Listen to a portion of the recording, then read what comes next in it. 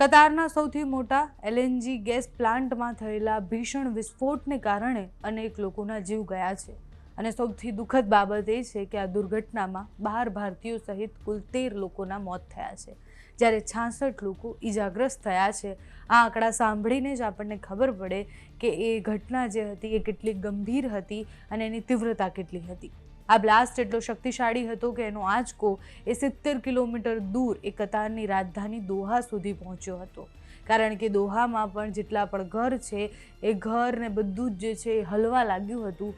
પણ આખી ઘટના બની કેમ, આટલો મોટો વિસ્ફોટ થયો કેમ, આટલા ભારતીયોના જીવ કેમ ગયા, વિસ્તારથી આ વિષય પર વાત કરીશું। નમસ્કાર, આપની સાથે હું છું પાયલ।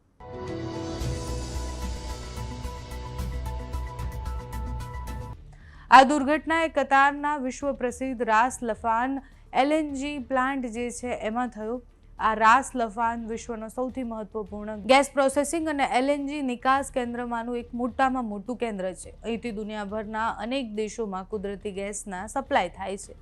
અહેવાલો અનુસાર પ્લાન્ટમાં અચાનક જોરદાર વિસ્ફોટ થયો હતો। વિસ્ફોટ બાદ અનેક વિસ્તારોમાં આગ જોવા મળી અને સાથે ધુવાણાના ગોટે ગોટા ઉડતા દેખાયા। તાત્કાલિક ઇમરજન્સી ટીમ અને ફાયર બ્રિગેડ ઘટના સ્થળે પહોંચી ગઈ। રાહત અને બચાવની કામગીરી શરૂ કરી દેવામાં આવી।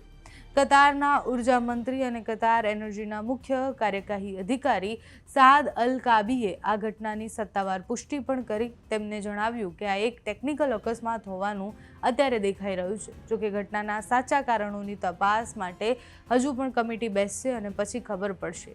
આ ઘટનામાં સૌથી વધુ દુઃખની વાત એ છે કે મૃતકોમાંથી 12 જે છે એ ભારતીયો હતા। આ તમામ લોકો પોતાના પરિવાર માટે કમાણી માટે કતારમાં ગયા હતા। ભારતના અનેક રાજ્યોમાંથી લોકો રોજગારી માટે કતાર અને અન્ય ગલ્ફ દેશોમાં જતા હોય છે, આપણને ખબર છે।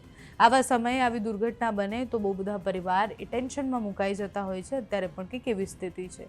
દોહા સ્થિત ભારતીય દૂતાવાસે પણ ઘટના અંગે શોક વ્યક્ત કર્યો। દૂતાવાસે જણાવ્યું કે મૃતકો અને ઇજાગ્રસ્ત ભારતીયોના પરિવારને તમામ પ્રકારની સહાય પૂરી પાડવા માટે ભારત અને ભારત સરકાર એ કટિબદ્ધ છે અને એના માટે આપણે પૂરા પ્રયત્ન કરીશું। ઘટના સ્થળથી લગભગ 70 કિલોમીટર દૂર આવેલા દોહા શહેરમાં એના આંચકા પણ અનુભવાયા। સોશિયલ મીડિયા પર એના વિડીયોઝ પણ આવ્યા।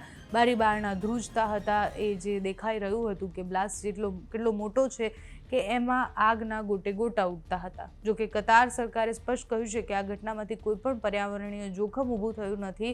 દેશની એલએનજી નિકાસ વ્યવસ્થા પણ અત્યારે સામાન્ય છે અને અત્યારે કોઈ જ કટોકટી જેવી પરિસ્થિતિ નથી।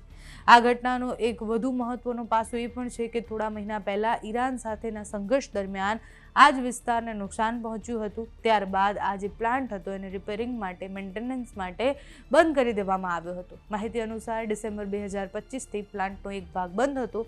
દુર્ઘટનાના માત્ર 2 દિવસ પહેલા જ તેને ફરીથી શરૂ કરવામાં આવ્યો હતો। હવે તપાસ એ દિશામાં પણ થઈ રહી છે કે ખરેખર ટેકનિકલ ખામી હતી કે પછી બીજા કોઈ કારણ જવાબદાર હતા। તમારું આ વિષય પર શું માનવું છે અમને કમેન્ટ્સમાં જણાવજો। અત્યારે આ વિડીયોમાં બસ આટલું। જો તમે અમને યુટ્યુબ પર જોઈ રહ્યા હોય તો સબસ્ક્રાઇબ કરજો, ફેસબુક પર જોઈ રહ્યા હોય તો ફોલો કરજો, અમારા આ વિડીયોને લાઇક અને શેર કરજો।